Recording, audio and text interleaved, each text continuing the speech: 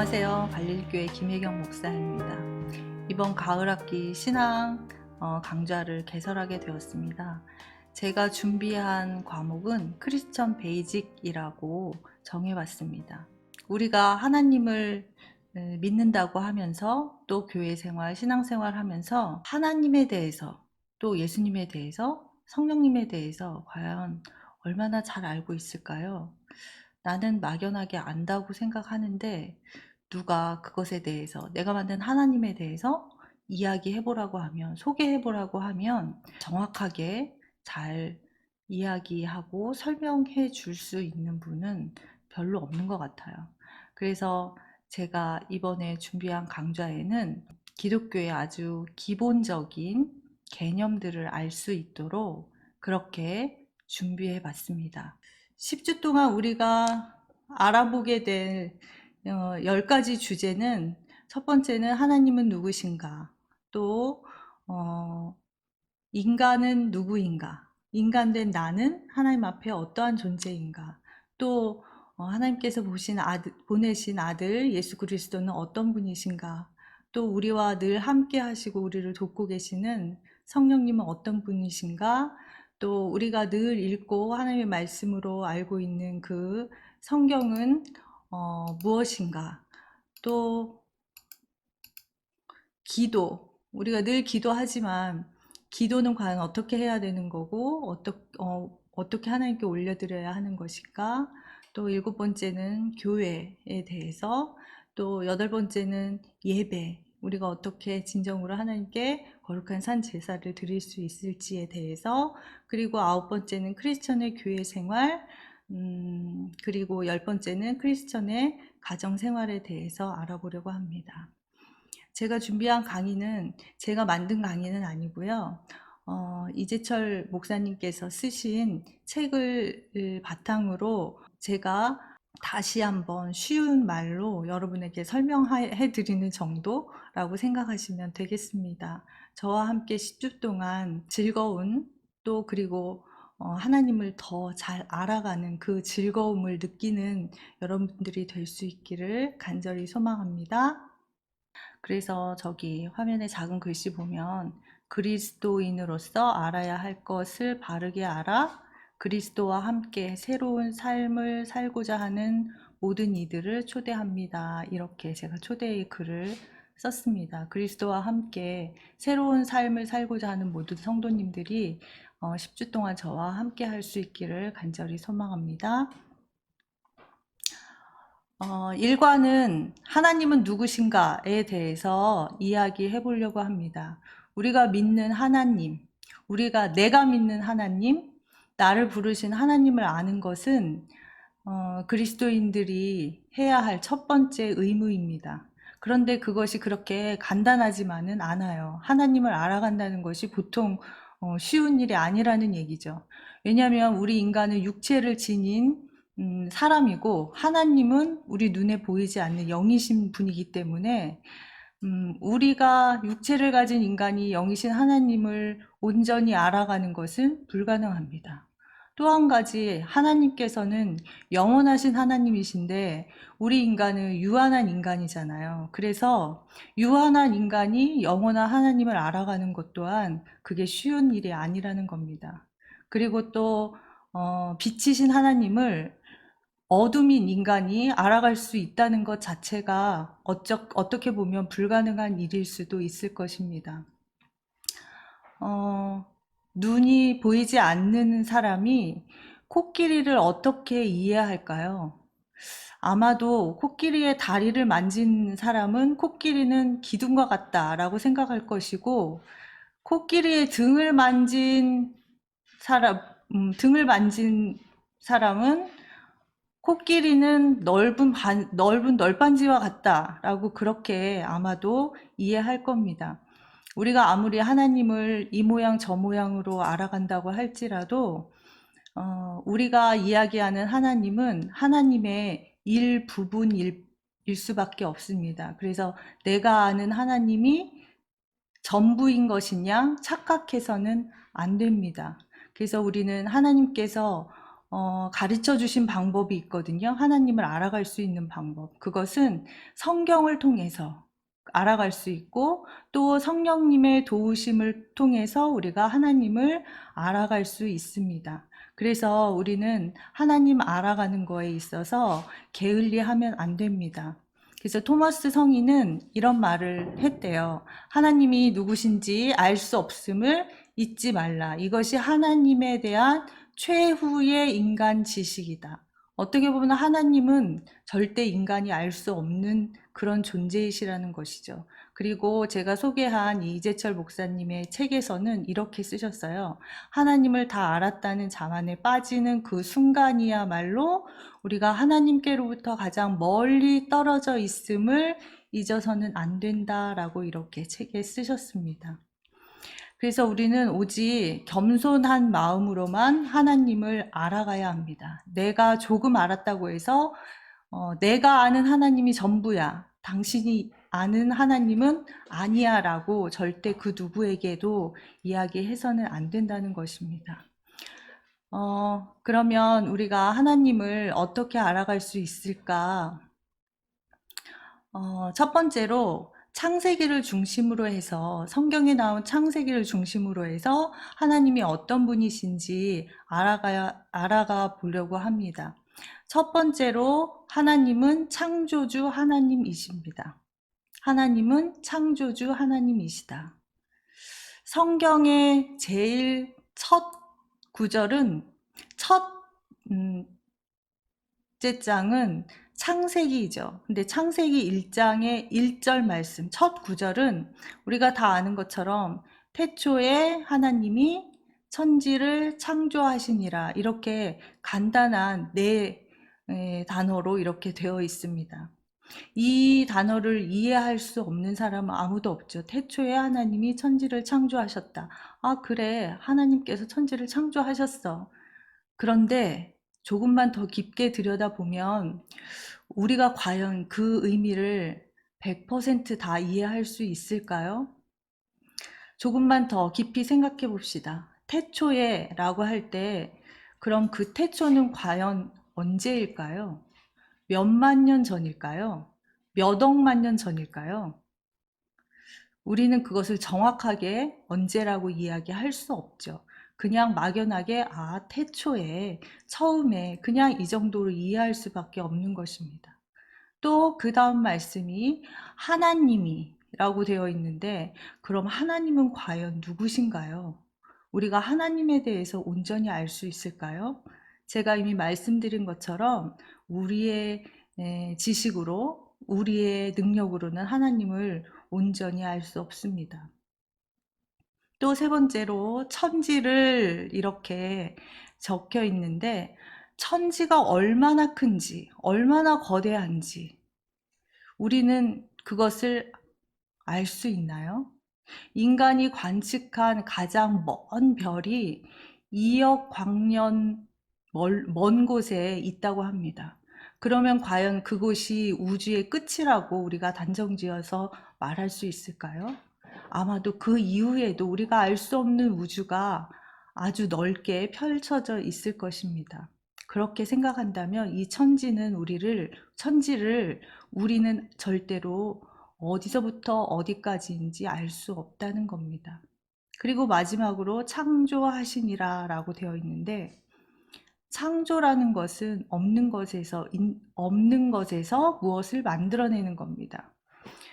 그렇게 생각한다면 우리가 하나님께서 만드신 이 세상의 창조의 비밀을 얼마나 알 수 있을까요? 하나님의 그 창조의 능력을 우리는 얼마만큼이나 이해할 수 있을까요? 우리의 몸도 내 마음대로 움직이는 것 같지만, 사실 우리는 우리의 몸이 어떻게 움직이는지 그 원리에 대해서 모두 다 알고 우리의 몸을 움직이진 않습니다. 저도 나이가 먹어서 흰머리가 막 나기 시작하는데, 제 마음대로 할 수 있다면 흰 머리카락이 나지 않게 했으면 좋겠어요. 그런데 그것조차도 우리 마음대로 할 수 없다라는 거죠. 하나님처럼 그 무엇인가를 창조할 수 있는 인간은 이 세상 어디에도 없기 때문입니다. 그래서 창세기 1장 1절 말씀은 우리에게 큰 의미를 가지고 있습니다. 어떤 사람은 어떻게 세상을 하나님이 만들었냐, 그렇게 이야기하는 사람도 있을 수 있습니다. 그러나 이 말씀은 우리가 하나님 앞에 겸손할 수밖에 없는 하나님의 말씀입니다. 다시 말해서 이 말씀은 우리의 지식으로 분석해야 될 분석의 말씀이 아니라 우리의 믿음으로 그냥 믿어야 하는 믿음의 말씀이라는 겁니다. 성경은 제일 처음에 창세기 1장 1절부터 시작하죠. 그런데 시작을 하나님은 창조주 하나님이시다라고 시작하고 있습니다. 천지를 하나님께서 만드셨다고 그거로부터 시작하고 있습니다. 그런데 그 말씀을 의심하고 부인한다면 아마도 성경 전체가 모순이라는 것밖에 되지 않습니다. 그래서 우리는 하나님의 모든 말씀을 다 믿어야 하지만 하나님의 말씀, 하나님이 태초에 하나님이 천지를 창조하셨다라는 그 말씀을 우리는 믿음으로 그냥 받아들여야 한다는 겁니다. 그렇게 우리는 하나님을, 창조주 되신 하나님을 믿을 때만이 우리가 하나님의 말씀을 따를 수밖에 없게 되는 것이죠. 그리고 성경은 하나님께서 우리에게 주신 하나의 선물인데 이 책을 쓰신 이재철 목사님은 성경을 이렇게 정의했습니다. 피조물에 대한 창조주의 사용 설명서이다. 이런 글을 쓰셨거든요. 하나님께서는 인생이라는 제품을 만드시고 창조자의 사용 설명서인 성경을 우리에게 주셨다라는 것이죠. 이 사실을 믿을 때에만이 우리가 하나님을 온전히 알아갈 수 있는 첫걸음이 되는 것입니다. 이렇게 첫 번째 하나님은 창조주이시다에 대해서 알아봤습니다. 두 번째는 하나님은 그럼 어떤 분이신가? 하나님은 부성과 모성을 함께 지니신 분이시다. 하나님은 부성과 모성을 함께 지니신 분이시다. 창세기 1장 27절 말씀에는 하나님이 자기 형상 곧 하나님의 형상대로 사람을 창조하시되 남자와 여자를 창조하시고 이렇게 쓰여 있습니다. 하나님께서 자기의 형상대로 남자와 여자를 만드셨다고 하셨습니다. 우리는 그저 하나님이 남성답고 강하고 또 힘이 세고 능력이 많고 그런 하나님만 주로 생각하고 있는 것 같습니다. 그런데 잘 살펴보면 오늘 말씀에서 보면 하나님께서 창조하시되 사람을 창조하시되 남자와 여자를 창조하셨다라고 분명하게 말씀하고 있습니다. 남자만의 형상이 아니고 여자만의 형상도 아닌 남자, 여자의 형상을 모두 지니고 계시다라는 의미입니다. 여기서 형상이라는 것은 외적인 모습을 나타내는 것이 아니라 하나님의 속성을 말하는 겁니다. 그래서 하나님께서는 부성과 모성을 함께 지니신 분이라는 뜻입니다. 우리가 생각할 때 부성은 강함을 생각할 수 있죠. 그러나 사람이 강하기만 하다고 해서 온전한 것은 아닙니다. 강함에 없는 것은 섬세함이죠. 그래서 가정에서 아버지는 때로는 엄하기도 하지만 그것을 감싸 안을 수 있는 것은 어머니의 모성인 것이죠. 그래서 어머니의 모성에서 볼 수 있는 섬세함, 그 섬세함이 더해질 때에 절대 꺾이지 않는 참된 강함을 가질 수 있는 것입니다. 이것이 하나님께서 부성과 모성을 함께 지니신 까닭입니다. 어머니의 사랑은 아버지의 부성으로는 흉내낼 수 없는 그 무엇인가가 있습니다. 그래서 시편 121편 33절 4절 말씀을 보면 이런 말이 있죠. 여호와께서 너를 실족하지 않게 하시며 너를 지키시는 이가 졸지도 아니하시리로다. 이스라엘을 지키시는 이는 졸지도 아니하시고 주무시지도 아니하신다. 어머니의 희생을 이야기하는 것이라고 우리가 이해할 수 있습니다. 또 이사야 49장 15절에 보면 여인이 어찌 그 전 먹는 자식을 잊겠으며 자기 태에서 난 아들을 훌륭히 여기지 않겠느냐. 그들은 혹시 잊을지라도 나는 너를 잊지 아니할 것이다. 어머니가 혹시 아이를 돌보는 것을 바쁜 일 때문에 잊어버릴 수는 있지만 하나님께서는 절대로 그 어머니보다도 훨씬 더 강한 사랑으로 우리를 잊지 않으신다라는 말씀인 것이죠. 그리고 이사야 66장 13절 말씀엔 어머니가 자식을 위로함 같이 내가 너희를 위로할 것인즉 이렇게 말씀하면서 우리를 위로하시는 하나님에 대해서 전하고 있습니다. 또 마태복음 23장 37절 말씀에는 암탉이 그 새끼를 날개 아래에 모음같이 내가 내 자녀를 모으려 한다 이런 말씀을 하고 있죠. 이런 말씀이 성경에 있는 거 보면 하나님께서는 남성의 강함만 있으신 분이 아니라 여성의 부드러움과 섬세함을 함께 가지신 그러한 하나님이신 것을 우리가 생각해 볼 수 있습니다.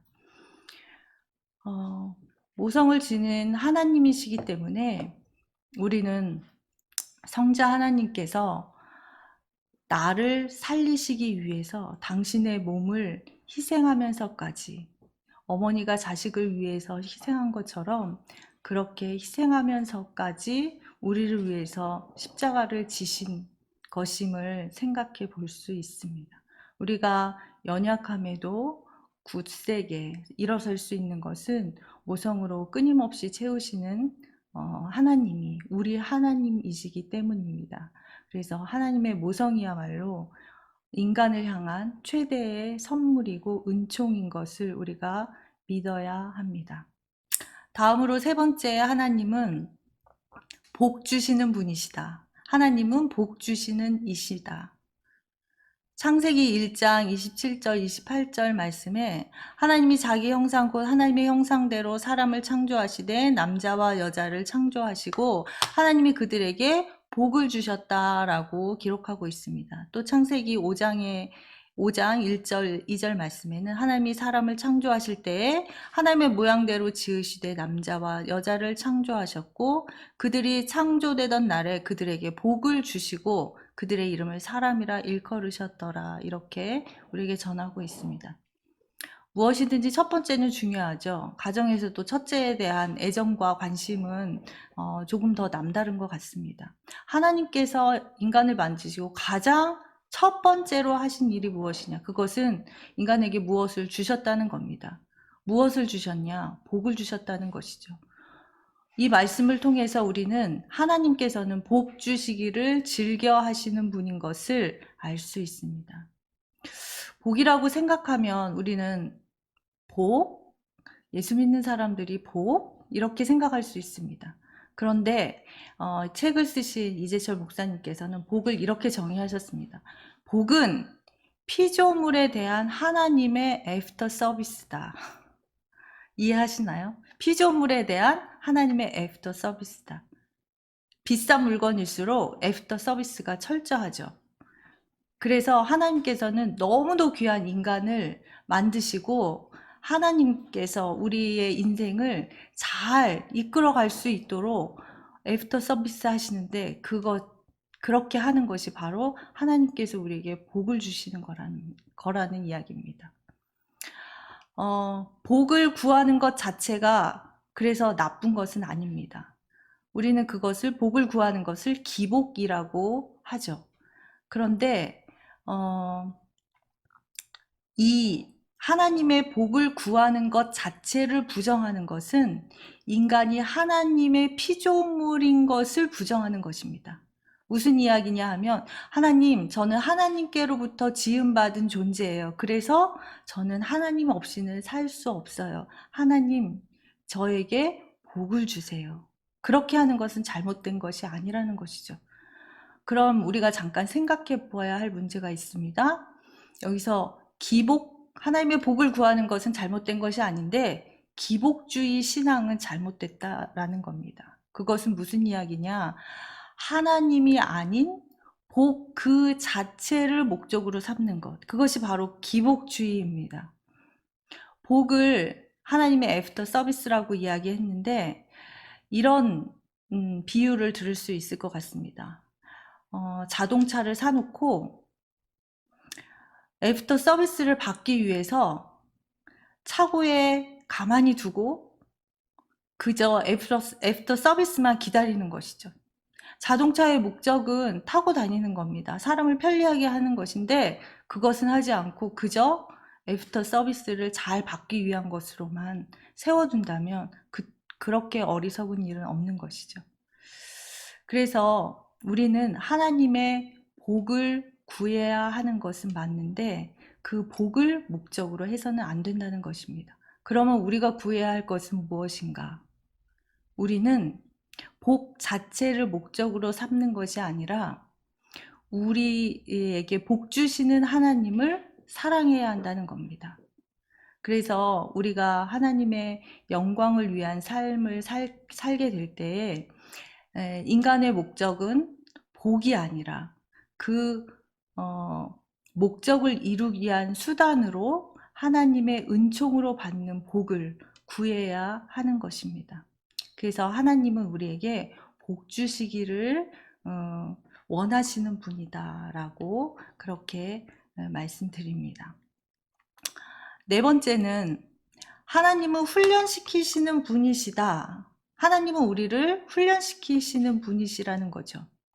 창세기 15장 13절 말씀에 여호와께서 아브라함에게 이르시되 너는 반드시 알라 내 자손이 이방에서 객이 되어 그들을 섬기겠고 그들은 400년 동안 내 자손을 괴롭게 할 것이다 라고 아브라함에게 말씀하고 계십니다.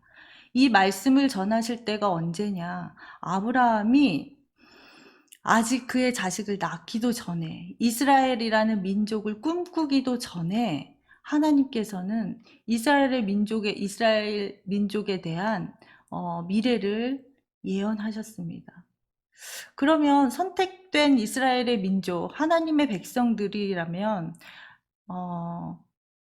그래도 편안하게 살고 하나님의 인도하심 따라 잘 살아야 할 텐데 하나님의 복을 누리면서 살아야 할 텐데 왜 이런 말씀을 아브라함에게 주셨을까?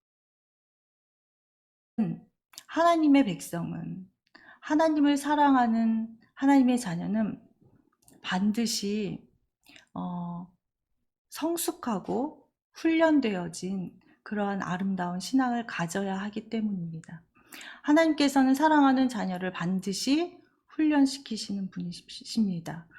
사병보다 장교가 더 심한 훈련을 받는다고 하죠. 그것은 고도의 훈련을 받은 사람만이 더 강해질 수 있고 그리고 지도자로 세워질 수 있기 때문입니다. 하나님은 우리를 사랑하시기 때문에 우리를 훈련시키십니다. 그리고 강하고 성숙한 도구들이 되기를 원하십니다. 그렇게 생각한다면 우리에게 때로는 예상치 못하는 고난과 시련과 어려움이 생길 수 있잖아요. 그러면 그때 이렇게 생각하시면 됩니다. 아, 이것은 하나님께서 나를 훈련시키시는 과정이구나. 나를 훈련시키시는 하나님의 손길이 있구나. 내 신앙이 한 차원 높아지겠구나. 그 일을 하나님께서 지금 시작하셨구나 라고 깨달을 수 있기를 간절히 바랍니다. 그래서 혹자는 이렇게 이야기했습니다. 편안한 삶을 위하여서 기도하지 말고 강한 사람이 되기 위해서 기도하라. 우리는 보통 편안한 삶을 위해서 기도하게 되죠. 그러나 우리는 하나님의 강한 군사로 하나님의 성숙한 일꾼으로 세워지기 위해서 기도해야 할 줄로 믿습니다. 구원받은 사람이 모두 하나님의 일꾼이 되는 것은 아닙니다. 하나님이 인정하시는 신뢰받는 일꾼이 되는 것은 아닙니다.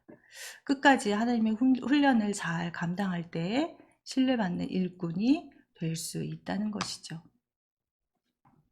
다섯 번째 하나님을 소개합니다. 하나님은 전능하신 하나님이시다. 하나님은 전능하신 하나님이시다. 이 이야기는 우리가 너무 많이 들었죠.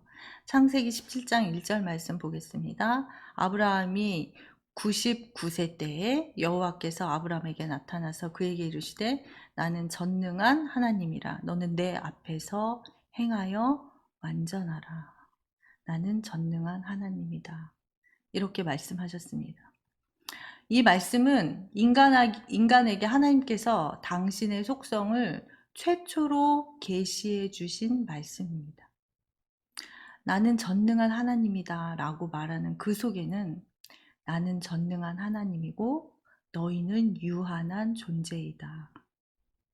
너희는 유한한 존재이지만 나는 전능한 하나님이라는 것이죠. 하나님은 사람과 다릅니다. 그리고 하나님의 사랑은 인간과 다릅니다. 그래서 하나님께서 우리를 사랑하시는 방법은 인간이 생각하지 못하는 그런 방법으로 때로는 사랑하십니다. 그리고 하나님께서는 전능하시기 때문에 시공을 초월하십니다. 또 인간처럼 변덕스럽지도 않고 변치 않으십니다.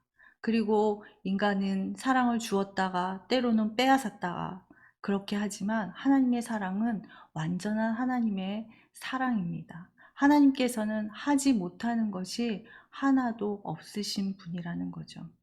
우리는 우리 아버지 되신 하나님의 전능함을 힘입어서 인간이 가지고 있는 그 유한함을 뛰어넘을 수 있게 됩니다. 전능하신 하나님을 우리가 믿을 때에만이 우리의 유한함을 인정할 때에만 우리는 하나님과 바른 관계를 맺을 수 있습니다. 하나님께서 우리에게 주신 가장 큰 선물은 바로 구원의 선물이죠. 그런데 그 누구도 인간을 구원할 수 없습니다. 그런데 전능하신 하나님이시기 때문에 죄에서 죽을 수밖에 없는 우리를 구원하셨잖아요. 그것은 바로 하나님만이 하실 수 있는 방법인데 그것은 하나님의 사랑 때문에 하나님의 사랑으로 우리가 하나님의 구원을 받게 된 것이죠. 새 사람이 된 것입니다. 그렇다면 그렇게 영원한 죽음에서까지 우리를 살리실 수 있는 전능한 하나님이시라면 나의 일생 또한 책임져 주실 것이라는 겁니다.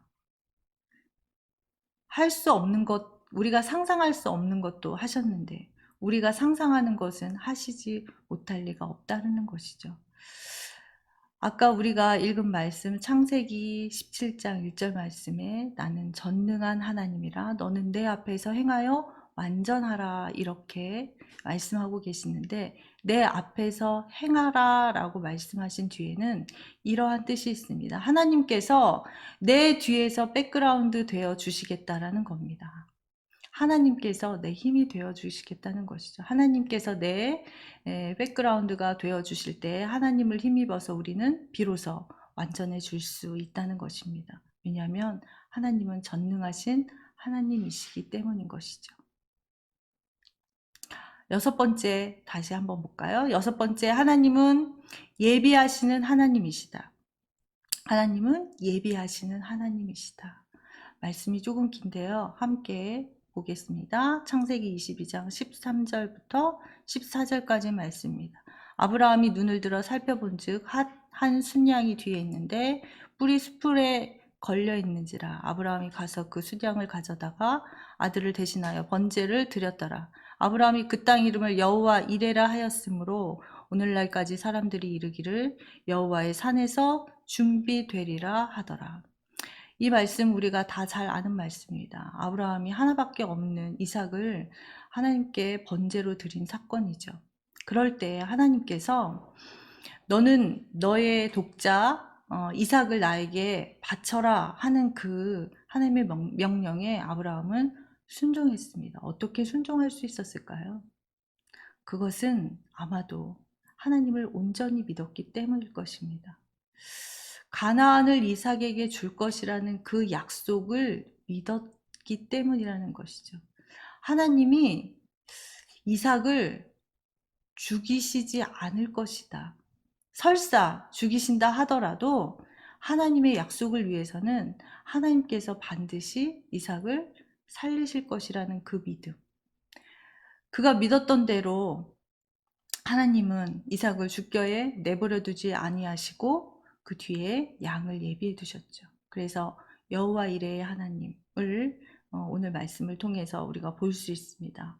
여호와 하나님께서 준비하고 계시다라는 뜻이죠. 예비하시는 하나님을 우리가 말씀을 통해서 알 수 있습니다. 아무리 가난한 부모도 아이가 태어날 때가 되면 요즘은 그렇지 않겠지만 예전에는 기저귀감을 사다가 여러 번 빨고 빨아서 부드럽게 그리고 깨끗하게 준비하는 모습을 볼 수 있습니다. 그것뿐이 아니라 옷도 준비하고 또 아이에게 필요한 모든 것들을 준비하죠.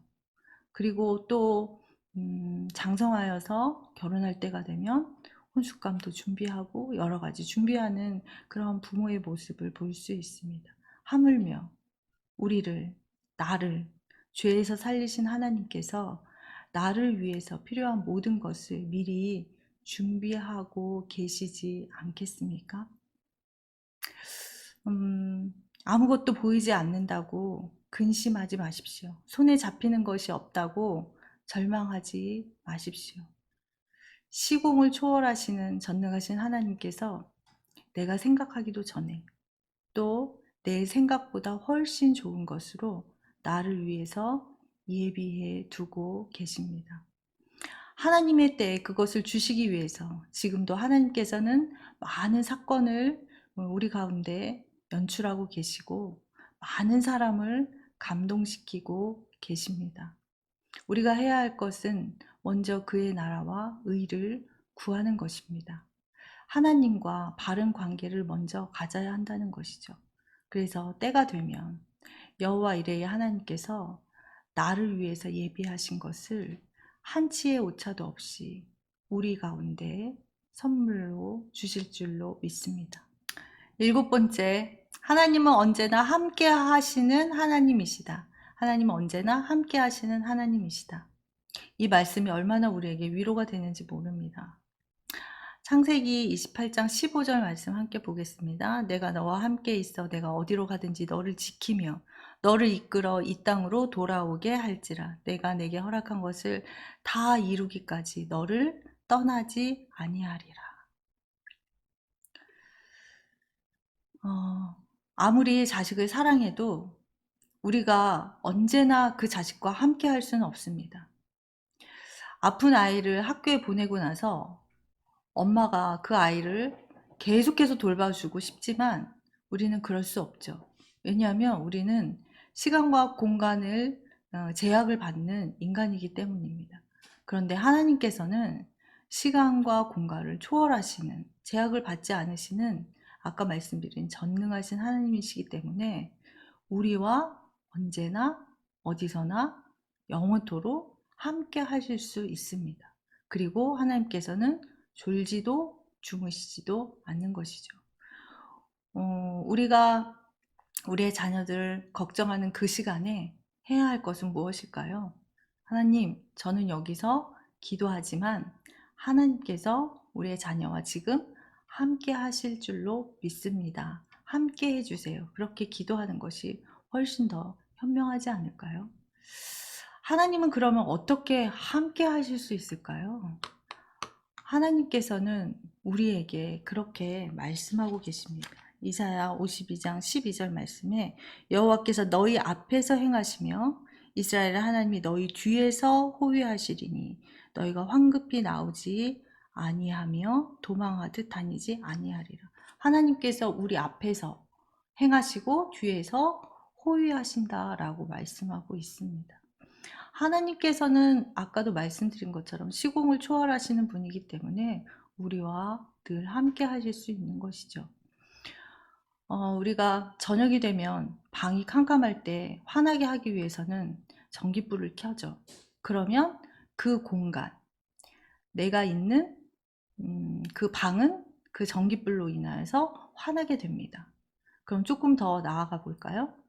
태양빛은 우리 지구 전체를 비춥니다. 때로는 지구 이쪽, 지구 반대편을 비추기도 하지만 저희 아이들이 어렸을 때 그런 이야기를 한 것이 기억이 납니다.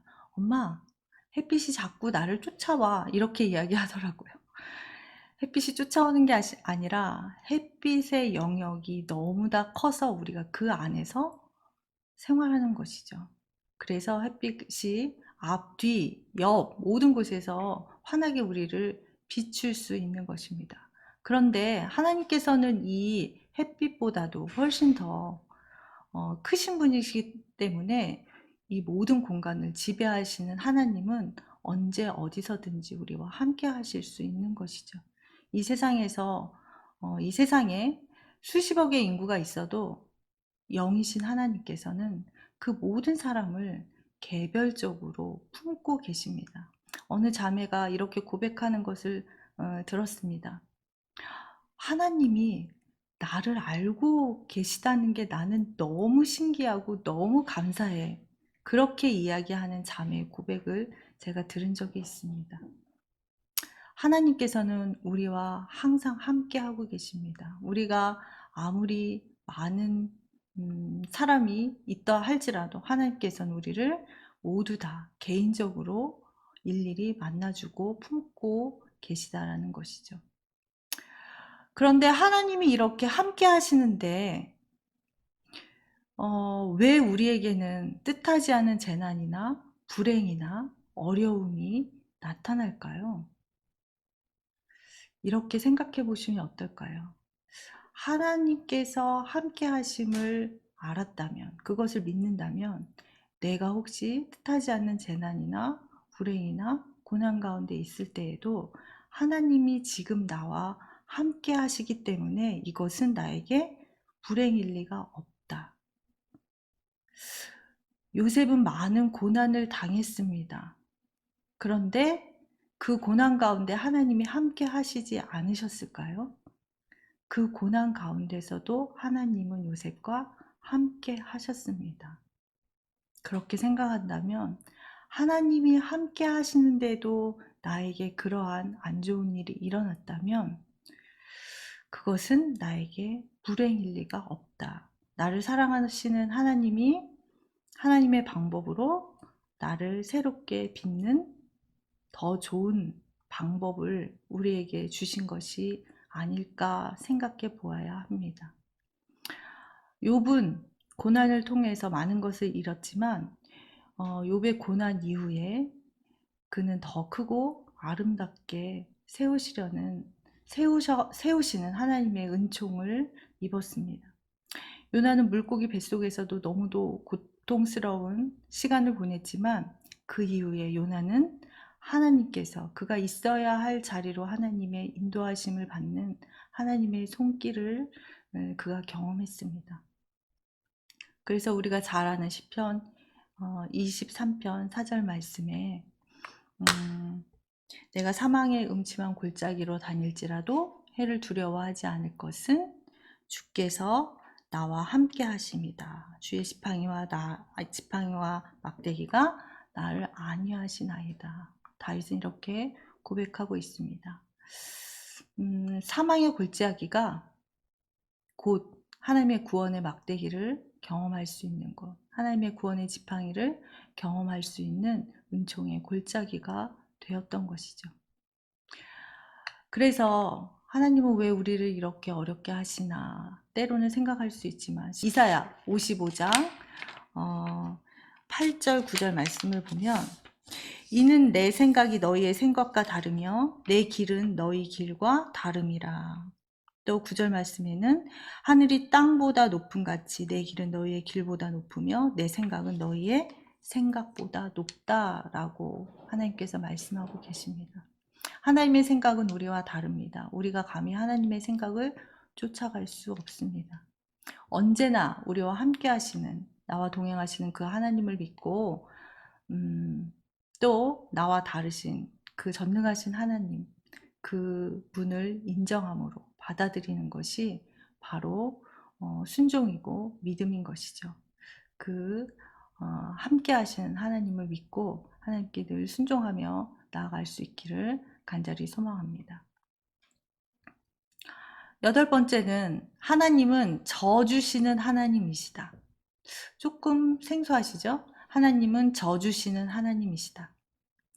창세기 32장 28절 말씀을 보면 그가 이르되 내 이름을 다시는 야곱이라 부를 것이 아니요 이스라엘이라 부를 것이니 이는 내가 하나님과 및 사람들과 겨루어 이겼음이라.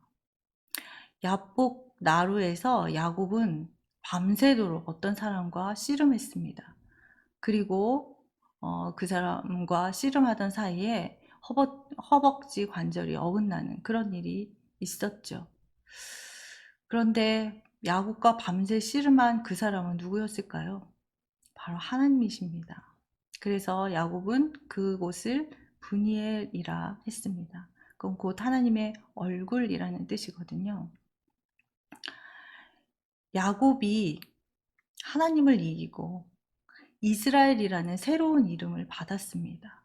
하나님과 겨루어 이겼다라는 뜻입니다.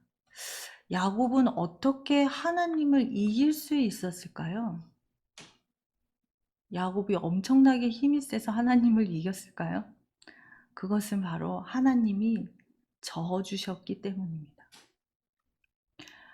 아이들을 키우다 보면 아빠하고 힘겨루기를 할 때가 있습니다. 때로는 씨름을 하기도 하고 무엇인가 힘자랑을 하기도 하는데, 그때 만약에 아빠가 아이를 향해서 있는 힘을 다해서 이겨서 너무나 기분 좋아하는 아빠를 한번 상상해 보세요. 그 아이의 표정은 어떨까요? 그럼 반대로 그 아이를 맞춰주기 위해서는 아빠들은 보통은 그렇게 하죠. 아이가 힘을 있는 힘껏 줄 때에 같이 힘을 주다가 어느 순간에 확 넘어갑니다. 그리고 아빠가 졌네? 이렇게 하면서 그 아이의 길을 살려주는 모습을 우리가 많이 볼 수 있죠. 하나님께서는 그렇게 져주는 아빠처럼 우리 인간에게 늘 져주시는 분이십니다. 인간을 이기고 기뻐하는 하나님은 하나님이 아니신 것이죠. 하나님께서는 이렇게 져주시는 하나님이시기 때문에 우리의 많은 요청에도 다 응답해 주십니다. 우리를 사랑하시기 때문에. 그리고 우리가 연약해서 늘 매일매일 같은 죄를 지어도 우리의 허물에도 늘 계속해서 용서해 주십니다. 우리의 거듭되는 허물마저도 되풀이해서 계속 용서해 주시는 하나님은 바로 져주시는 하나님이기 때문입니다. 그 하나님이 저는 너무나 은혜가 됩니다. 하나님이 우리를 봐주시지 아니하시면, 져주시지 않으면 우리는 과연 하나님 앞에 나아갈 수 있을까요? 저는 이 하나님이 너무나도 제 마음에 가장 와닿는 그 하나님입니다. 이렇게 우리가 8가지 하나님에 대해서 알아봤습니다. 우리 창세기를 중심으로 그렇게 하나님은 어떤 하나님이신지 알아봤는데요. 그러면 우리 신약에 나온 예수님께서는 하나님을 무엇이라고 어떻게 부르셨을까요? 마가복음 14장 36절 말씀에는 이렇게 되어 있습니다. 아빠 아버지여, 아버지께서는 모든 것이 가능하오니 이 잔을 내게서 옮기시옵소서. 그러나 나의 원대로 마옵시고 아버지의 원대로 하옵소서 하시고. 우리 예수님께서는 아버지 하나님을 아빠라고 불렀습니다. 요즘에는 한참 어른이 돼서도 아빠라고 부르는 일이 많은 것 같아요. 그런데 예전에는 아빠라는 단어가 없었다고 해요. 언제부턴가 우리나라에 아빠라는 단어가 생겼고 그전에는 다 아버지라고 불렀다는 이야기를 들었습니다. 그런데 아빠와 아버지의 어감의 차이는 굉장히 큰 것 같아요. 아버지라고 부를 때는 내가 무엇인가 아버지를 좀 보호해야 될 것 같고, 내가 아버지를 좀 더 섬겨야 될 것 같고, 그렇게 효도해야 될 것 같은 자식의 책임이 느껴지는 단어인 것 같은데, 아빠라고 할 때는 그 반대인 것 같습니다. 아이들이 아빠, 아빠, 아빠 이렇게 부를 때는 아빠라고 부르는 그 단어 속에 많은 것을 포함하고 있습니다. 아빠는, 아빠라고 부를 때 아빠는 그 아이에 대한 모든 책임과 의무를 가지게 되는 것이죠. 동시에 아이에게 있어서는 아빠에 대한 모든 권리를 갖는 것입니다. 그래서 아이들이, 철없는 아이들이 그렇게 얘기하죠. 아빠가 뭐 그래? 아빠가 뭐 그래? 엄마가 뭐 그래? 아빠는 당연히 나에게 무언가를 해줘야 되는 사람이고 나는 아빠의 보호를 받아야 되는 사람이라는 것이죠. 예수님께서는 하나님을 그렇게 아빠라고 부르셨습니다. 하나님은 그런 우리의 아빠 되십니다. 우리의 사랑의 아빠 되시죠. 그래서 하나님은 나의 아빠이십니다. 그래서 하나님께서는 우리를 향하여서 당신의 책임과 의무를 다하시는 사랑의 아빠이십니다. 그런데 우리가 세상에서 생각하는 그 아빠의 사랑보다 우리가 섬기는 하나님 아빠는 자식인 우리에게 한없는 사랑, 또 어떠한 형태로든지 자신을 사랑으로 나타내 보이십니다. 그 하나님이 우리 하나님인 것이 너무도 감사하죠. 그러면 예수님께서는 그렇게 부르셨는데, 그러면 나를 사랑하시는 사랑의 하나님은 그럼 나에게는 하나님이 무엇라고 사랑을 고백하실까? 이사야 43장 1절 말씀에는 야곱아 너를 창조하신 여호와께서 지금 말씀하시느니라. 이스라엘아 너를 지으신 이가 말씀하시느니라. 너는 두려워하지 말라. 내가 너를 구속하였고 내가 너를 지명하여 불렀나니 너는 내 것이다. 하나님께서 너는 내 거야. 나를 지명하여서 자녀로 삼으셨다는 겁니다. 너는 내 거야. 그 말에는 내가 함께 할게. 내가 책임질게. 내가 너와 함께 할게. 라는 하나님의 그 모든 마음이 담겨 있는 것이죠. 또 이사야 49장 15절 16절 말씀에는 여인이 어찌 그 젖 먹는 자식을 잊겠으며 자기 태에서 난 아들을 긍휼히 여기지 않겠느냐. 그들은 혹시 잊을지라도 나는 너를 잊지 아니할 것이라. 내가 너를 내 손바닥에 새겼고 너의 성벽이 항상 내 앞에 있나니. 엄마가 젖 먹는 아이를 잊을 일은 없겠지만 때로는 바쁜 일이 생기면 또 밖에서 일을 하다 보면 아이의 존재를 잊어버리고 열심히 일을 할 수도 있겠죠. 그런데 하나님께서는 나는 너를 잊지 않겠다. 내가 너를 내 손바닥에 새겼다. 라고 그렇게 우리에게 사랑 고백하고 계십니다. 영원하신 하나님 그 아빠의 손바닥에 우리가 새겨진 그러한 사람인 것이죠.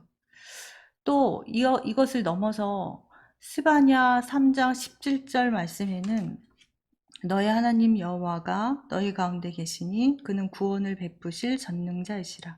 그가 너로 말미암아 기쁨을 이기지 못하시며 너를 잠잠히 사랑하시며 너로 말미암아 즐거이 부르며 기뻐하시리라 하리라.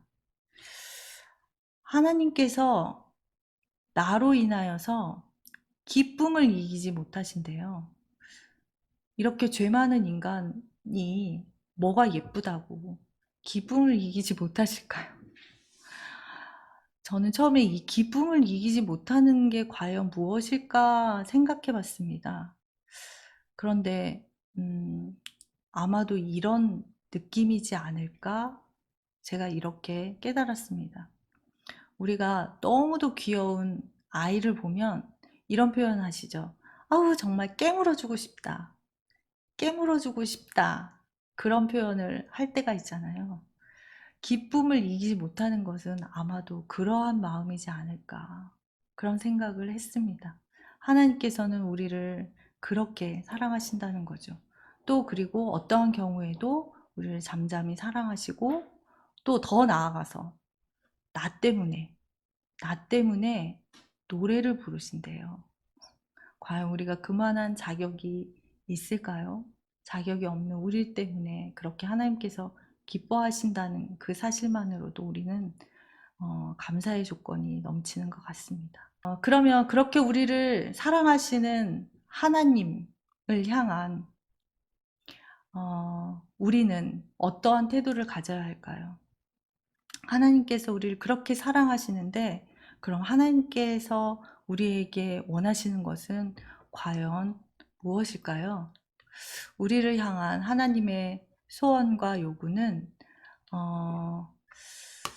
지금 하나님께서 나와 함께 하심을 믿는 것입니다.